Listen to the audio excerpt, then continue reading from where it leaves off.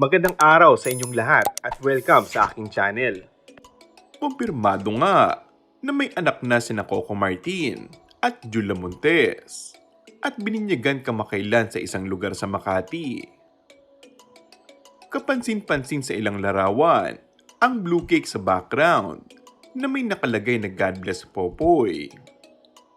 May mga blue and white balloon arrangement din na makikita sa ilang tables na hindi ito nakaligtas sa paningin ng mga fans.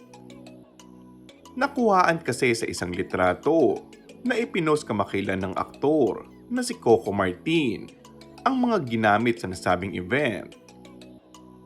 Pati ang nasa kamay ni Julia sa isang photo na parang baby stuff ay napansin ng isang netizen. Ang apelyido umano ng baby ay isinunod kay Coco.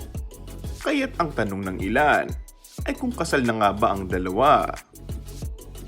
Kung sa bagay ay maaari namang gamitin ito at tiyak naman na hindi papayag ng aktor kung hindi nakaapelyido sa kanya.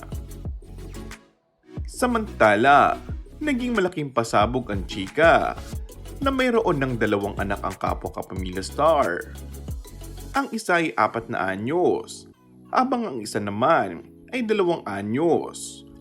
Ngunit hindi naman ikinagulat ng ilan dahil sa matagal na nga itong nabulong-bulungan simula nang biglang mawala sa showbiz si Julia Montes. Hindi nga kinumpirma pero hindi rin dinay ni Coco ang mga balitang ito. Ngunit isa lamang daw ang hiling ng aktor. Ito ay manatiling pribado pa rin ang katauhan ng 2 anak sa publiko. Ito nga ay para protektahan sa mga negatibong komento, lalo na sa showbiz. And that's all for our today's video. Kung bago ka lang sa aking channel ay mag-subscribe at pindutin na rin ang notification bell. Maraming salamat!